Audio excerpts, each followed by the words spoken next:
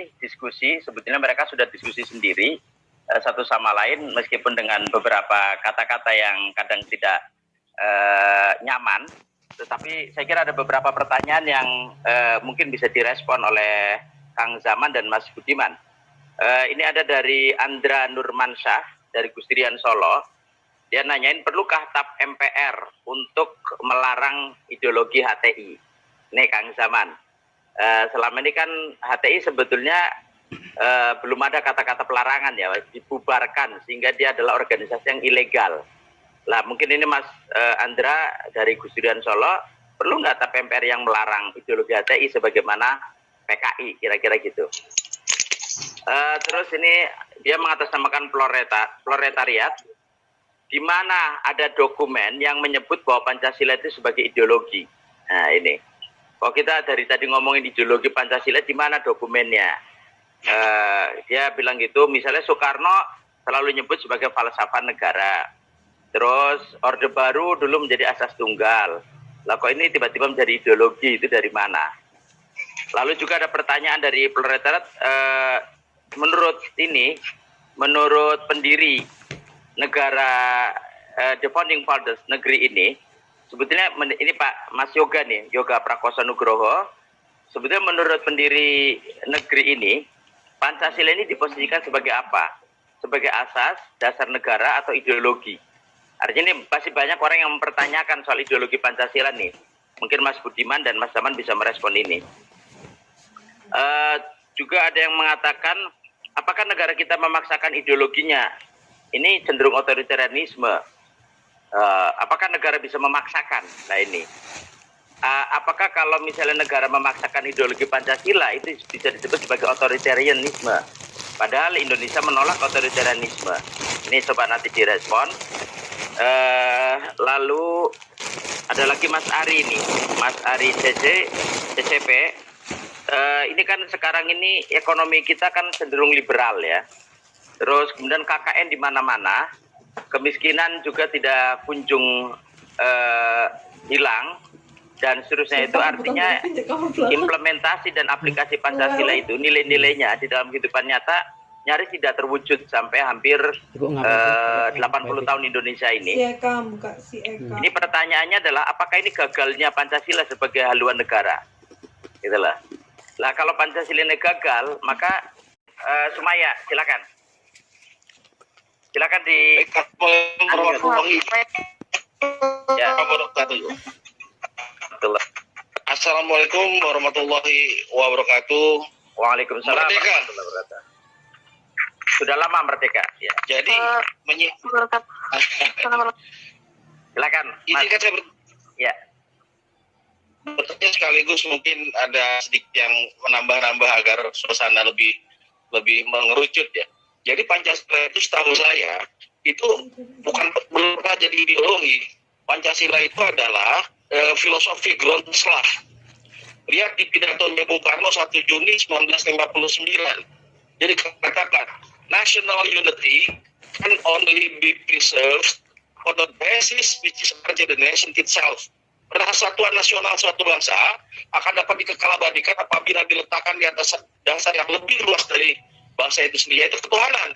Nah, ketuhanan inilah yang menjadi dasar dari mengikatnya semua persatuan para mantan Hindia Belanda.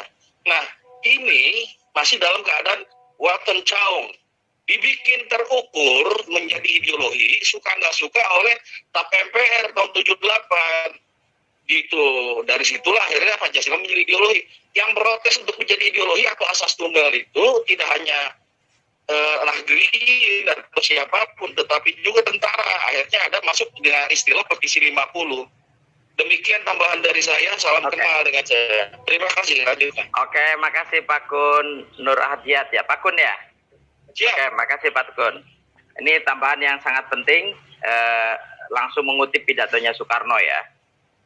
Baik, nanti bisa direspon oleh Mas Budiman atau Kang Zaman. Oke, bisa di chat aja ya, nanti saya bacakan pertanyaannya. Baik, silakan Mas Kang Zaman dan Mas Budiman bisa merespon tadi beberapa pertanyaan yang saya bacakan dan juga dari Pak Kun. Silakan Kang Zaman. Ya, satu ya, saya pertanyaannya satu, yang lain biar Mas Budiman lah soal Pancasila. Mas Budiman sudah menjelaskan cukup detail dan itu juga yang kawan. Satu hal, kita juga pernah diskusi dengan Ketua Panja RUU HIP di Ansor dengan Barike, dan Barike Diakitoloka menyampaikan semua apa yang terjadi dalam perumusan atau pembahasan itu, dan kita tahu lah ya, Mas Budiman tidak mau menyampaikan partai mana yang mengusulkan Ekasila dan Trisila misalnya, ya saya juga tahu sudah, tapi nggak usah juga disampaikan. Soal TAP MPR, perlukah HTI dilarang dengan TAP MPR? Sayangnya ini TAP MPR kan sudah tidak berlaku lagi ketika amandemen tahun 2002 kalau tidak salah, amandemen kedua ya. 2002 kalau tidak salah itu, bahwa TAP MPR itu sudah tidak lagi MPR tidak lagi punya kewenangan untuk membuat TAP MPR, ketetapan. Nah ini yang jadi agak susah. Mestinya di undang-undang Ormas itu soal organisasi yang berideologikan Marxisme, Leninisme, dan itu ditambahin juga bahwa organisasi yang yang menolak Pancasila, baik itu ideologi sekuler maupun ideologi agama. Karena kita sudah sepakat sekali lagi bahwa Pancasila adalah jalan hidup kita bersama-sama sebagai kesepakatan bersama di negara ini, maka itu harusnya masuk di undang-undang Ormas kalau tidak salah di situ.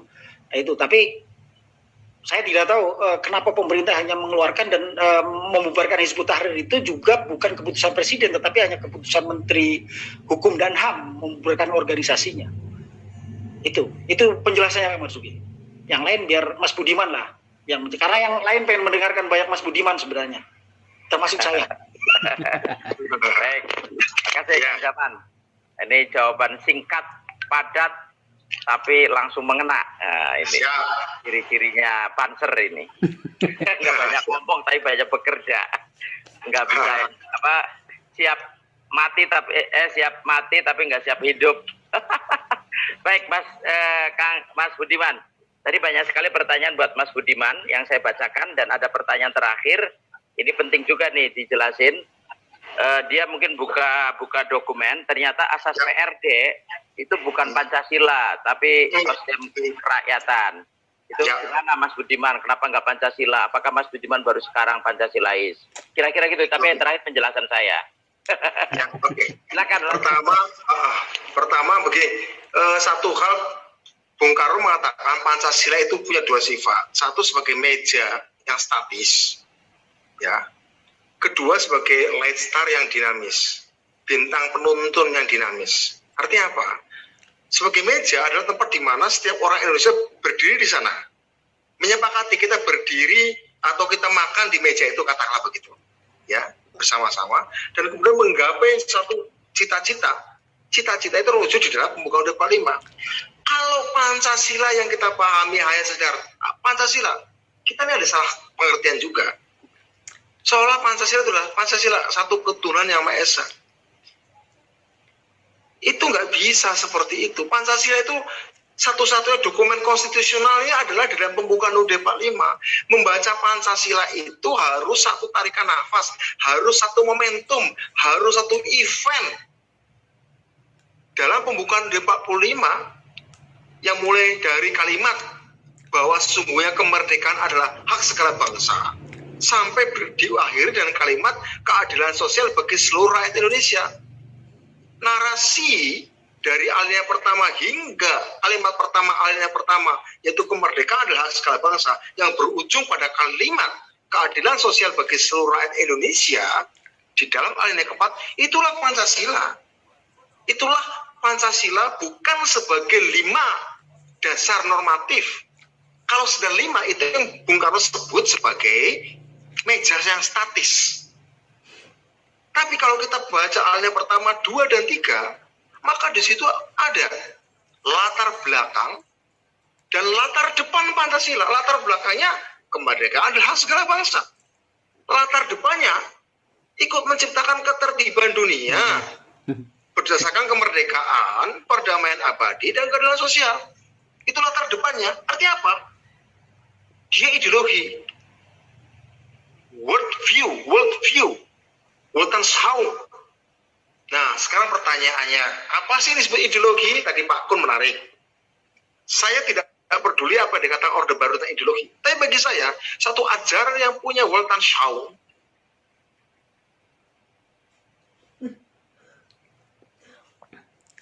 ya, punya cara pandang, punya worldview, itu memenuhi syarat ideologi jika dia juga ditegaskan bagaimana strategi dan metodologinya.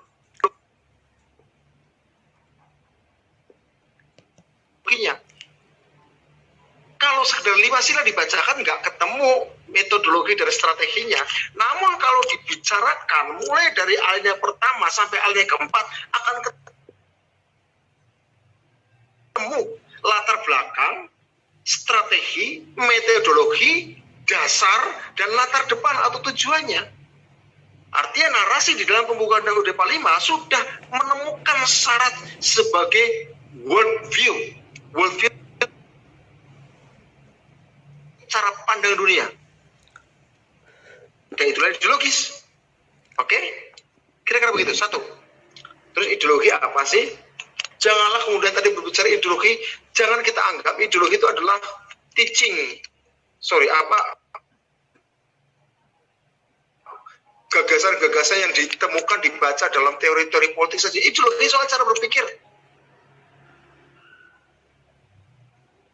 Secara psikologis, secara kejiwaan, saya kebetulan punya aplikasi di website saya, Pancasila Interaktif.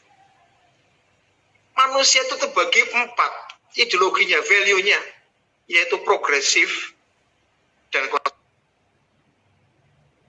konservatif. Progresif itu terbagi 2, antara etis dan esoteris, antara konservatif bagi 2, antara esoteris dan etis. Apa itu bedanya?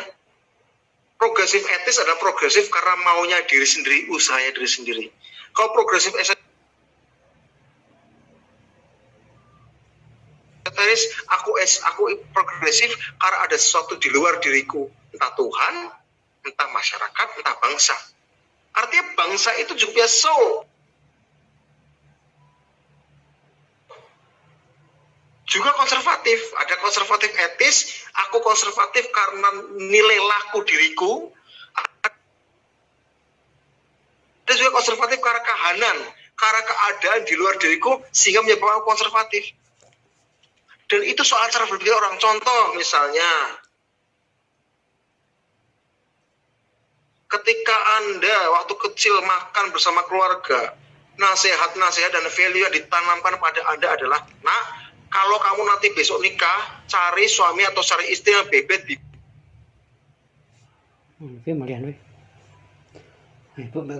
bobotnya jelas ya. Ya emang aku malah. Orang itu kalau tertanam nilai-nilai itu dia akan menjadi konservatif, esoteris. Ekspresi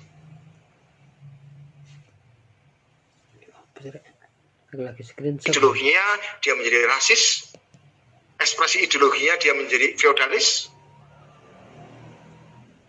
Kalau di meja makanmu waktu kecil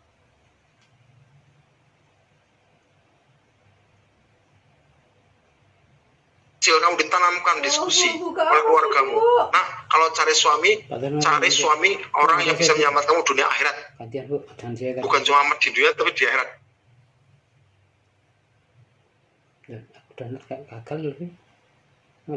Di samping nasihat-nasihat lainnya, tapi nasihat itu tertanam, kamu cenderung menjadi konservatif etis. Kalau dalam meja makan keluargamu waktu kecil nasihat-nasihat lah, nak, mau jadi apapun kamu kelak terserah, yang penting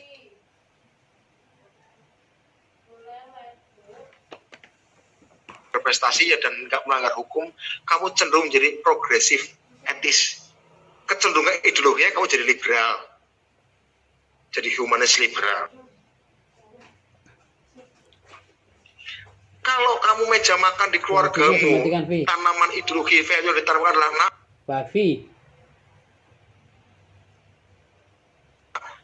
kalau kamu besar dan berhasil, sukses, kamu bantu adik-adikmu sekolah ya. Dan kalau ada uang sebagian,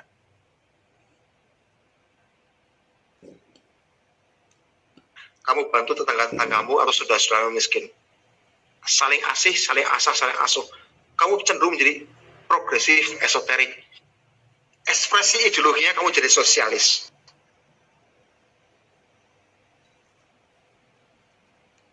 Jadi sebenarnya namanya ideologi itu bukan sekedar doktrin yang kita baca dalam teori politik. Ideologi adalah soal cara berpikir. Ada yang karena individu, ada yang karena kahanan, atau keadaan atau lingkungan. Esoterik karena keadaan dan lingkungan. Makanya ada progresif esoterik yang sosialis, ada konservatif esoterik yang feodalis. Ada progresif etis yang liberalis, ada konservatif etis yang religius misalnya seperti itu. Nah ini sebenarnya Pak gambaran aja. Oke, satu itu. Itu kedua, tentang PRD zaman 96 itu walaupun masih lama ya. Itu adalah perlawanan kita terhadap penunggalan Pancasila. Karena Pak Bung Karno sendiri mengatakan Pancasila nggak boleh tunggal. Dia boleh partai-partai punya azas. Boleh partai-partai punya azas. Tidak bertentangan dengan Pancasila. Itu perlawanan kita terhadap Orde Baru. Tapi apakah Pancasila ideologi itu karena TAP MPR zaman 78? Enggak, saya tolak juga. Mungkin Soeharto mengklaim bahwa inilah cara mengideologikan Pancasila. Bagi saya, Pancasila sudah ideologis. Kalau dilihat dari pidato Bung Karno 1 Juni dan dituangkan di dalam pembukaan UUD 45 yang jelas. Ada latar belakang, ada metodologi, ada strategi, dan ada cita-cita. Cita-cita apa? Cita-cita Pancasila ternyata bukan sekedar untuk Indonesia saja, untuk dunia. Karena itu Bung Karno mempidatokannya di PBB.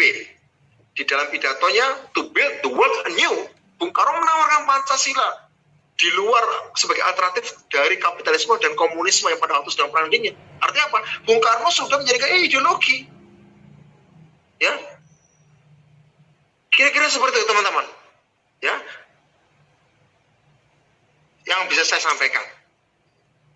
Makasih. Oke, makasih Mas Budiman. Maaf kalau mudah-mudahan bisa menjawab.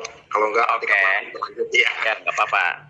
Nanti kita, yang nggak puas bisa nanya juga, nggak apa-apa. Baik, ini ada pertanyaan dari Sumaya tadi yang mau bertanya tapi karena koneksinya kurang bagus, dia menanyakan gini, Mas Budiman. Indonesia kan menganggap Pancasila sebagai dasar negara atau ideologi. Tetapi prakteknya yang berlaku secara ekonomi itu kan kapitalis, katanya gitu. Korupsi di mana-mana, terus kemudian praktek hidupannya juga tidak mencerminkan Pancasila dan seterusnya itu. Bahkan hukum ini tajam ke bawah, tumpul ke atas dan seterusnya itu.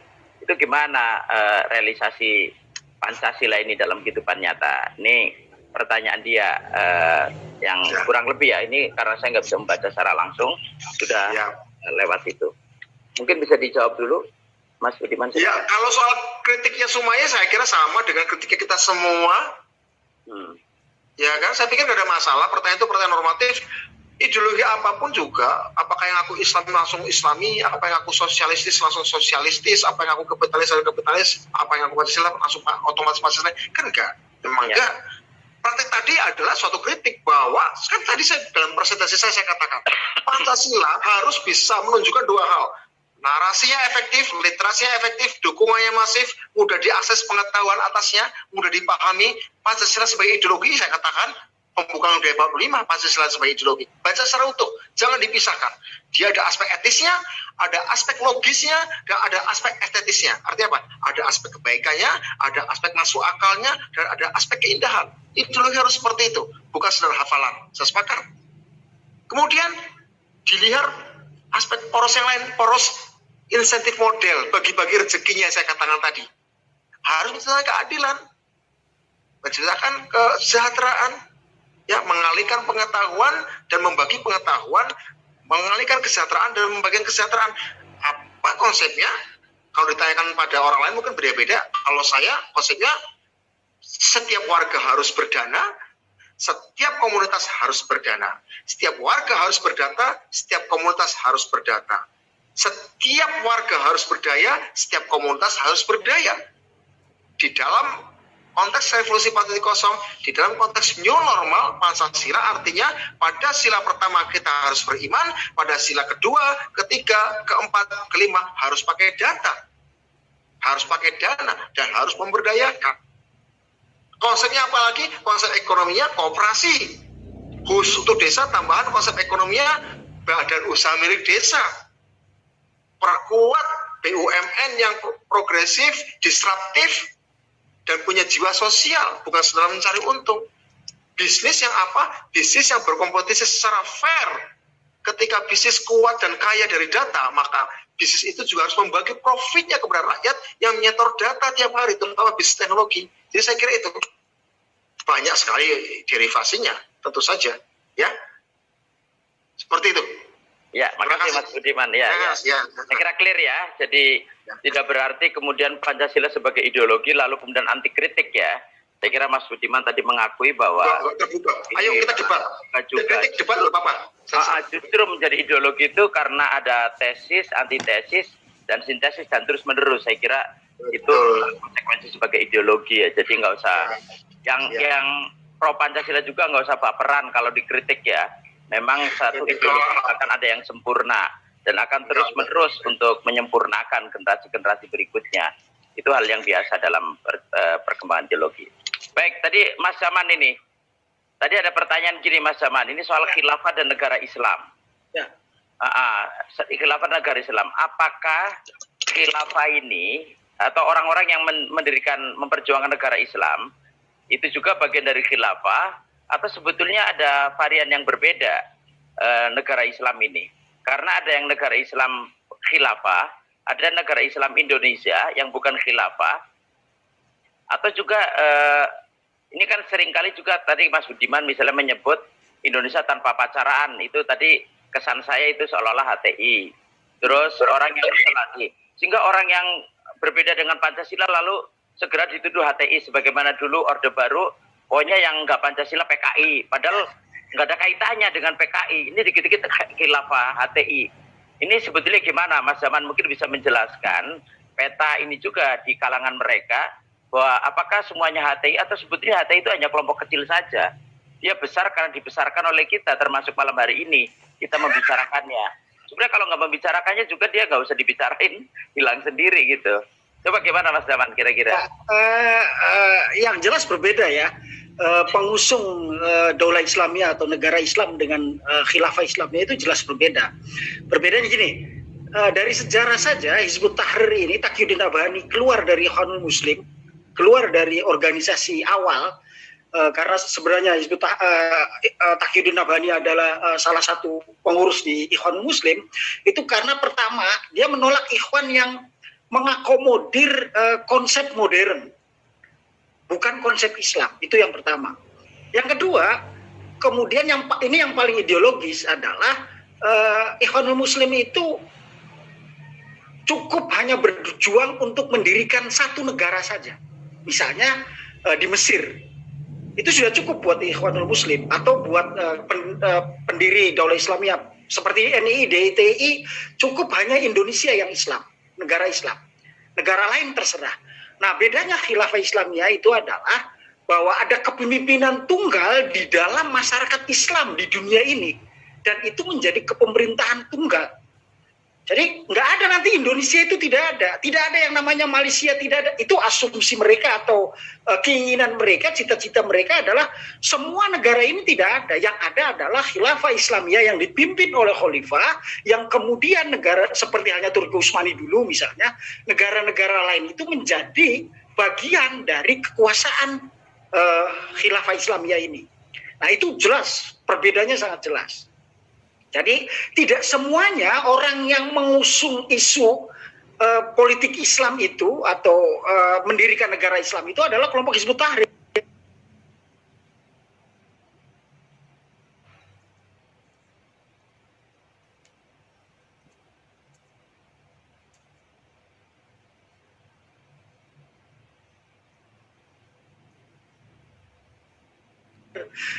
Yang saya tahu misalnya jumlah Hizbut Tahrir yang melakukan baiat secara langsung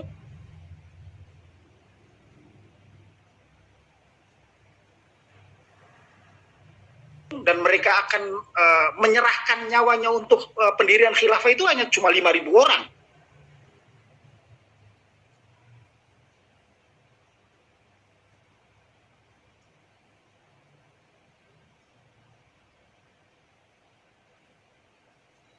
di Indonesia ini.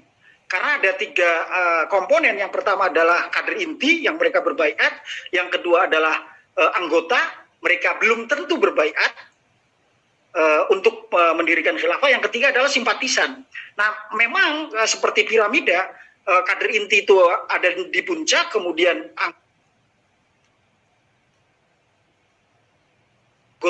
anggota biasa ada di tengah, dan yang banyak adalah simpatisan.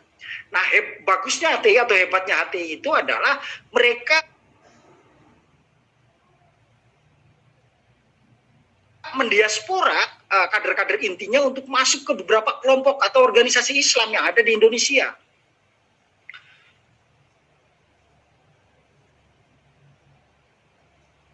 Aduh, saya mau sebut contoh, tapi ini kan terbuka ya.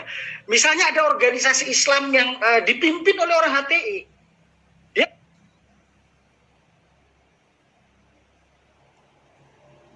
Dia memang kelihatan dikeluarkan oleh HTI, tetapi sebenarnya dia yang memimpin. Itu bagian dari upaya mendiaspora. Kenapa? Karena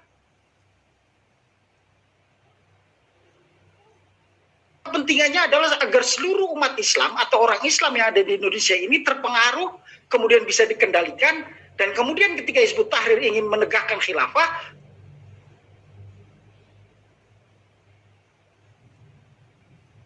semua orang akan bergabung. Jadi mereka mendiaspora kader intinya di semua kelompok, di semua elemen. Isu hijrah, isu Indonesia tanpa pacaran dan lain-lain itu sebenarnya awalnya bukan isu Hizbut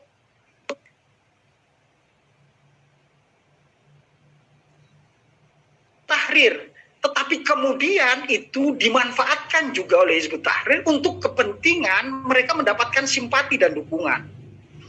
Tahun 2005 itu ada pertemuan di Hotel Sahid, mengumpulkan sekitar 52 organisasi Islam, dan kemudian melahirkan organisasi Islam yang cita-citanya adalah menegakkan syariat Islam di seluruh wilayah di Indonesia. Nah, ini yang mimpin, yang menjadi sekjen atau pemimpinnya itu adalah orang Hizbut Tahrir, pemimpin Hizbut Tahrir. Nah, ini orang kan tidak akan pernah tahu, karena mereka dia diposisikan seperti itu. Nah, jadi tidak semua orang yang atau kelompok yang menginginkan isu Islam, daulah Islamiyah, politik Islam itu adalah Hizbut Tahrir. Hizbut Tahrir itu sangat dekat secara ideologi atau secara tujuan itu. Kalau kita mau ambil contoh itu sebenarnya ISIS. ISIS itu adalah contoh dari cita-cita yang Hizbut Tahrir. Bedanya soal metode. ISIS melakukan dengan cara peperangan, Hizbut Tahrir dengan cara melakukan gerakan politik, mengajak orang, kemudian setelah itu dia akan mengambil kekuasaan pada saatnya. Nah, jadi orang-orang frustasi di Hizbut Tahrir karena khilafah itu tidak segera berdiri, maka dia akan segera atau dia akan beralih menjadi anggota ISIS. Nah, waktu sidang di pembubaran Hizbut Tahrir, saya nyatakan juga di depan Ismail Yusanto dan pengacaranya, saya nyatakan bahwa Hizbut Tahrir ini anggotanya terlibat dalam beberapa terorisme di Indonesia. Siapa contoh? Baru Naim, saya bilang gitu. Kemudian yang kedua Muhammad Fakhri, mereka adalah anggota Hizbut Tahrir yang tidak sabar menunggu khilafah tidak segera berdiri, maka kemudian dia memilih menjadi ISIS. Itu contoh kekhalifahan atau sistem politik yang ada di ISIS adalah cita-cita yang diinginkan oleh Hizbut Tahrir. Apakah mungkin ISIS itu akan kekhalifahan itu akan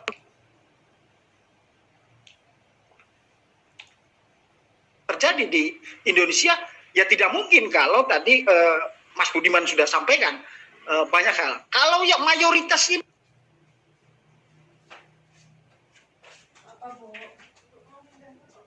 loh, kelompok-kelompok mayoritas. Tadi Mas Budiman cerita kelas menengah. Saya biasa menyebut di teman-teman di Jakarta itu, termasuk ke Mas Budiman, adalah kelas menengah ngehe. Kenapa? Karena mereka tidak merasa mendapatkan dampak secara langsung dengan munculnya fenomena intoleran dan radikal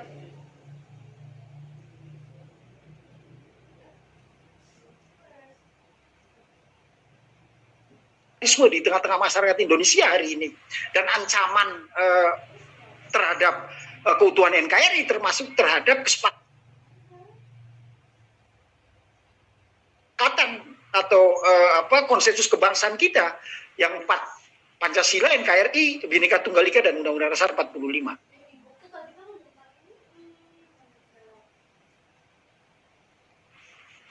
Nah, kelompok-kelompok ini sebenarnya yang pertama Ikhwanul Muslim. Ini di Indonesia berubah jadi partai politik, kemudian mereka berjuang dengan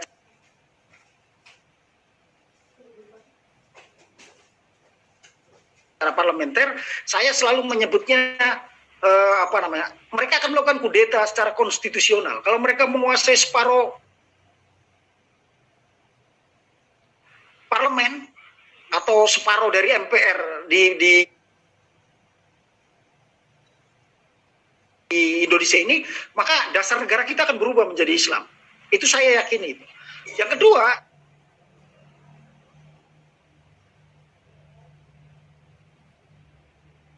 itu Hizbut Tahrir jelas, dan ini cara bergeraknya mereka berbeda. Kemudian yang ketiga itu ada kelompok Salafi yang politik, namanya Salafi Sururi. Saya juga tidak bisa menyebut nama organisasi dan nama orangnya, tetapi mereka bermain dulu mulai dari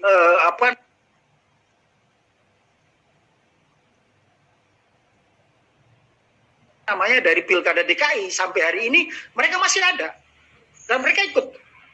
Jadi intinya begini, ketika ada isu bersama,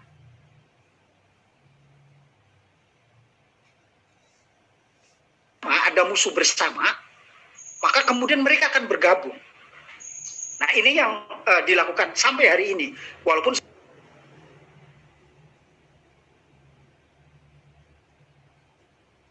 sungguhnya ada kelompok lain di belakang pendemo-pendemo HIP ini ya. Ada yang Mas Budiman sebut sebagai donatur atau apalah itu. Ada orang yang bermain di kelompok-kelompok ini untuk memang sengaja mendorong agar isu ini menjadi lebih masif. Nah, tapi prinsipnya ketika ada kepentingan bersama mereka bergabung. Tapi kalau seandainya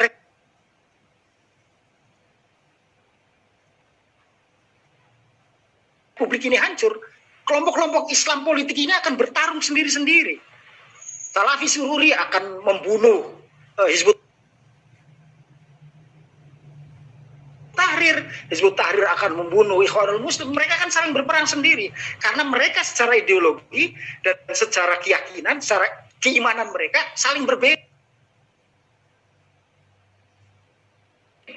saling bertentangan sesuai dengan tujuannya. Itu gitu.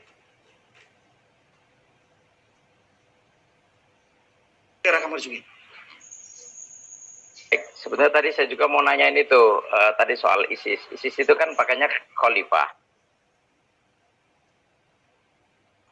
Dan khalifahnya kan sudah ada. Berarti sebetulnya kalau ISIS itu juga bagian dari ada kemiripan dengan HTI. Ini kan sudah selesai HTI. Sudah punya khalifah dan khalifahnya sudah meninggal dunia kan.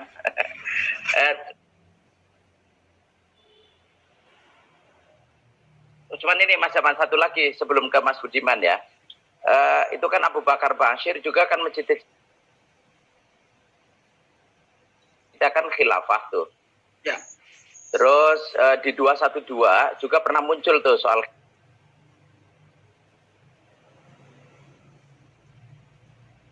khilafah juga. Terus Habib Rizik juga pernah ngomongin juga soal khilafah ya.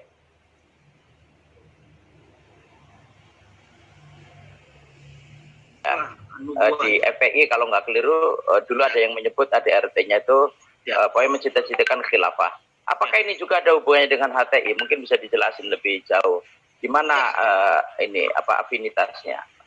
Ya, kalau misalnya Abu Bakar Ba'asyir itu karena ketika menyampaikan menyepakati khilafah karena dia berbaiat kepada Abu Bakar Al-Baghdadi sebagai khalifah ISIS. Tetapi sebelumnya Abu Bakar Ba'asyir ini adalah NII DITI, tetapi dia Salafi Jihad atau kelompok Wahabi. Dia sendiri sempalan dari NII, kelompoknya Hispran, Haji Ismail Pranoto itu mereka menyempal karena dianggap kelompok NII di Indonesia sudah keluar dari akidah yang murni. Karena banyak orang NII yang punya jimat, yang melakukan tradisi-tradisi ritual keagamaan yang ada di Indonesia, dianggap sudah menyimpang dari akidah atau tauhid. Nah, di awalnya Abu Bakar Ba'asyir ini bukan pendukung khilafah, mereka hanya mendukung daulah Islamiyah atau penegakan syariat Islam saja. Faktanya ketika mendirikan Jamaah Islamiyah dan bergabung dengan Al-Qaeda misalnya, itu masih seperti itu, bukan kepentingan khilafah. Tetapi ketika Abu Bakar Ba'asyir ini berbaiat kepada Abu Bakar Al-Baghdadi di tahun 2005-2004 itu, maka kemudian dia merubah pilihannya bahwa karena sudah ada pemimpin tertinggi di Islam, maka dia berbaiat dan kemudian menyetujui untuk mendirikan khilafah Islamiyah. Itu satu. Nah, kalau FPI, ya di dalam FPI itu kan banyak penyusup sebenarnya. Kalau saya mau cerita agak susah juga. Di dalam FPI itu kan banyak sekali orang-orang Islam yang warna-warni. Bukan hanya orang FPI ini, bukan hanya murni FPI, tetapi ada kelompok Ikhwanul Muslim, ada Salafi, ada Hizbut Tahrir. Jadi mereka saling bertarung di dalamnya untuk mendapatkan kemenangan atau mendapatkan posisi strategis. Bahkan ada, mohon maaf saya harus sampaikan, ada teman-teman Syiah juga yang ada di FPI, tapi Syiah keturunan Arab. Itu ada dan dilindungi oleh FPI. Nah, jadi FPI ini sebenarnya organisasi yang, mohon maaf ya, tidak jelas secara ideologi. Apakah mau mendukung khilafah, mau mendukung NKRI bersyariah, itu tidak jelas. Karena dari awal kita tahu semua FPI didirikan oleh siapa dan untuk kepentingan apa pada saat itu. Nah, belakangan kemudian ini menjadi pertarungan tarik-menarik di internal, karena di dalamnya sudah banyak orang-orang yang memiliki ideologi atau kepentingan yang berbeda-beda. Begitu Kang Marsudi. Saya kira clear ya teman-teman sekalian, itu penjelasannya cukup jelas bagaimana kesinambungan dan juga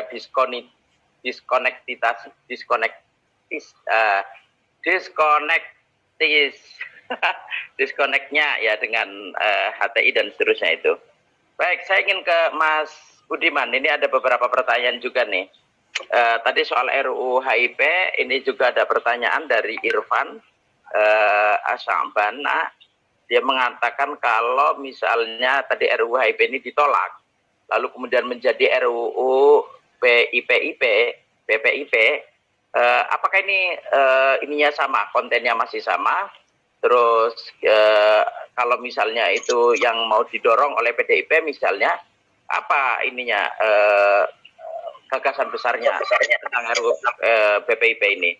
Satu. Terus yang kedua, tadi ada yang nanyain bagaimana dengan ormas atau organisasi yang tidak mencantumkan Pancasila di dalam ADRT-nya. Apa konsekuensi legal maupun politisnya? Silakan Mas Budiman, ini ada beberapa pertanyaan soal itu. Terima kasih. Ya. Sejak awal.